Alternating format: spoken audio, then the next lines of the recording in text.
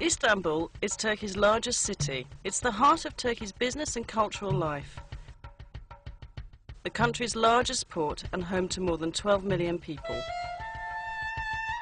Byzantium had a superb location on the Bosphorus, the broad strait that connects the Black Sea with the Sea of Marmara and the Aegean. Roman Emperor Constantine I chose Byzantium as his new imperial capital. He ordered his builders to construct a great city of wide boulevards, spacious public squares and grand palaces. It was designated as the New Rome in 330 AD and named after him, Constantinople. 2 centuries later, in 537 AD, Emperor Justinian the Great inaugurated his greatest building project, the Church of the Holy Wisdom, or Hagia Sophia. Set on a hill overlooking the Bosphorus, right where the pagan temple of Byzantium once stood, the great church was the largest and most magnificent building in the entire world at the time. The Byzantine Church of the Holy Saviour of Ankara, built in the 11th century, is very different. A small, beautifully decorated church that was built as the centre of a monastic complex. Located near the city's massive land walls, it boasts the finest Byzantine mosaics in the entire region. The frescoes in the Paracelsian chapel were the product of a new Byzantine art movement, which paralleled the Italian Renaissance. The church is now a museum.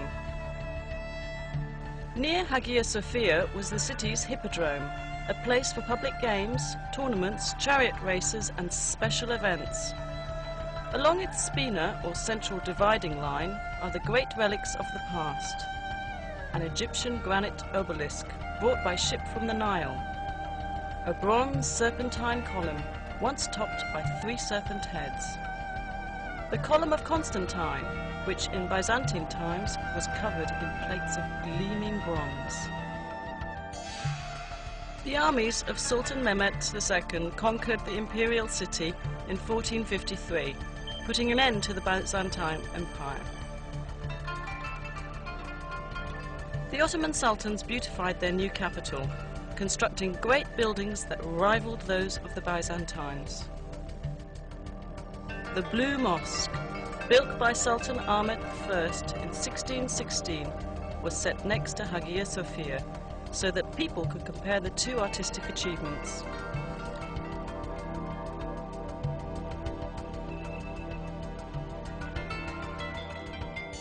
The Sultan endowed his great imperial mosque with many other buildings to serve the people.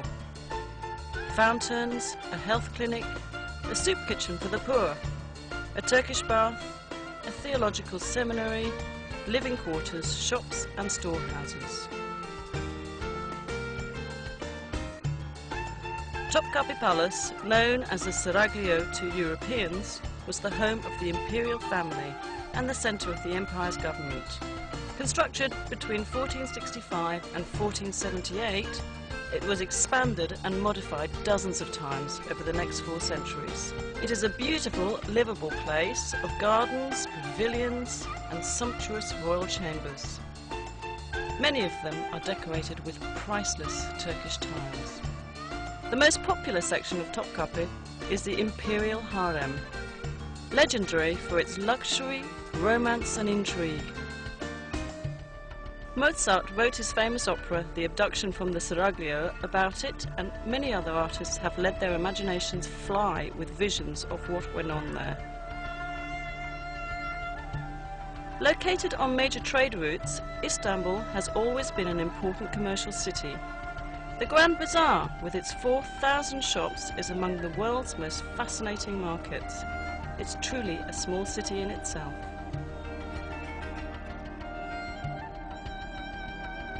Nearby on the Golden Horn is the Egyptian, or Spice Bazaar, known in Ottoman times as the place to buy exotic spices and herbs to be used in cooking or as traditional medicines. Crowning a hill overlooking the city is the Süleymaniye, or Mosque of Sultan Süleyman the Magnificent, the largest of Turkey's imperial mosques. Built for the empire's greatest sultan, it is the masterwork of Mimar Sinan, Turkey's greatest architect. The region around Istanbul is filled with fascinating places to visit on day trips. Take a fast ferry boat voyage south across the Sea of Marmara to visit Iznik. Known in ancient times as Nicaea, Iznik is known today for its agriculture, but it has a deep romantic history. Ancient Nicaea was an important political, cultural and commercial city surrounded by powerful city walls, which survive to this day. The early Christian church held two important ecumenical councils here. At the first council of Nicaea, held in the year 325 at the church of Hagia Sophia, theologians set the stage for the adoption of the Nicene Creed. A short drive south of Iznik brings you to Bursa, a large and growing city clinging to the side of the Bithynian Mount Olympus. Bursa was already ancient when, in 1326, the Ottoman Sultans chose it as the first capital of their rapidly expanding empire. They beautified their new capital with fine public buildings, including the Ulu Jami, or Great Mosque. Dating from 1396, it is the oldest Ottoman mosque still standing.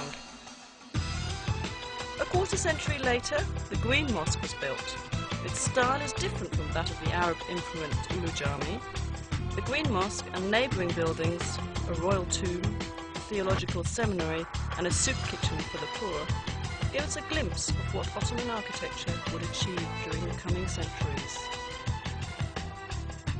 Since ancient times, Bursa has been at the centre of Anatolia's silk trade. Much of the trading takes place in the historic Kozahan. The ultrafine silk thread is dyed and woven into brightly coloured Bursa scarves, shawls, blouses and other garments. Perhaps the most beautiful products of all are the fine Turkish carpets woven of pure silk, or a blend of silk and wool. West of Bursa's city centre is the suburb of Çekirge, famous for its hot mineral springs. The Romans enjoyed these baths, as did the Ottomans, who restored and improved the facilities. And in a few hours you'll arrive at the Dardanelles, the historic strait which connects the Aegean and Mediterranean seas with the Black and Marmara seas. During World War I, Winston Churchill sent a huge Allied fleet to force its way through the Dardanelles in order to capture Istanbul and reopen the sea lanes to Russia. Stout Turkish resistance halted the fleet and the invading army, but the cost in casualties was horrendous for both sides. The Allies suffered more than 250,000 casualties and the Ottomans an equal number. Overlooking the southern mouth of the Dardanelles stands ancient Troy. There has been a settlement here since the Bronze Age. The poet Homer tells us the Achaean Greeks attacked the Trojans more than 3,000 years ago because beautiful Helen had been abducted by a Trojan prince. Modern historians believe the 10-year war was probably fought over control of the Dardanelles. Whatever the cause, the Trojans lost. They couldn't resist dragging the Achaeans, great wooden horse, into their city. At night, the Achaean soldiers hidden inside the horse crawled out and opened the city gates to the invaders. Troy was sacked and burned.